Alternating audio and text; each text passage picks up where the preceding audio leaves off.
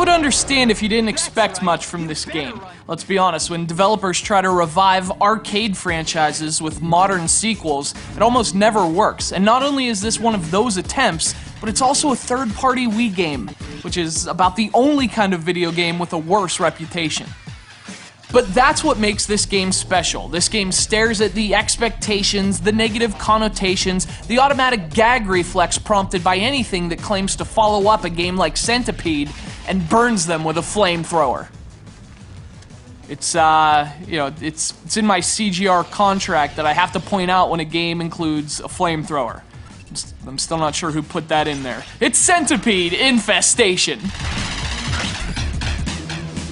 Whatever you may think when you hear the title and see the platform, you think the opposite when you hear Way Forward, the development team that hatched Centipede Infestation.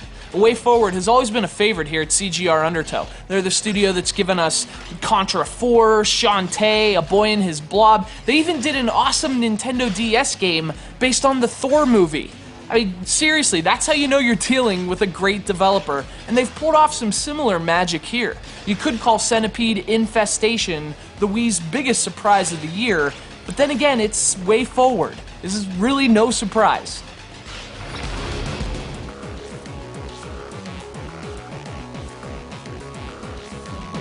Centipede Infestation is a top-down shooter similar to another Wii revival, Sega's Alien Syndrome. The difference is this game actually pulls it off. Infestation revives Centipede with new gameplay, but it's firmly rooted in the past. Infestation works because it stays true to the principles that made Centipede one of the best arcade games of all time.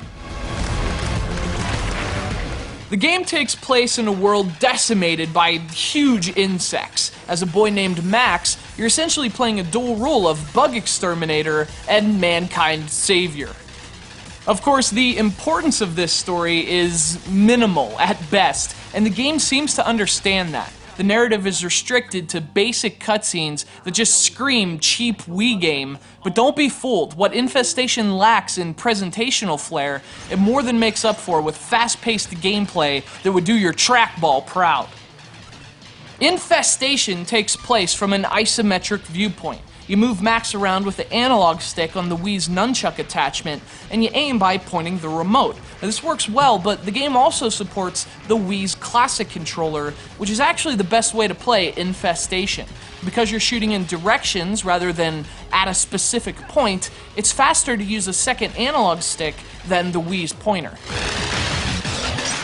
Whichever setup you use, you'll have a blast. Infestation incorporates classic Centipede concepts into a whole new genre. Insects are attacking from every angle, and because each level is its own self-contained game board, they have a vibe like those of the original. Playing Infestation, you get the same kind of exhilaration that defined Centipede more than 3 decades ago. You feel cornered, you feel overwhelmed, and you feel frantic. And the best part, you don't need any quarters.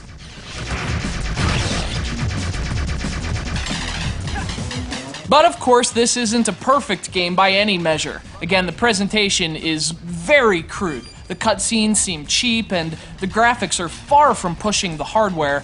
But once you start playing, your doubts are exterminated.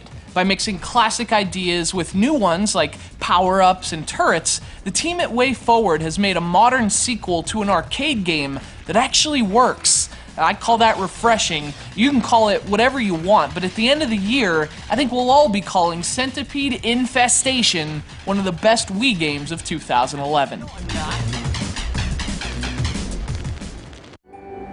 Wow. Hi. What?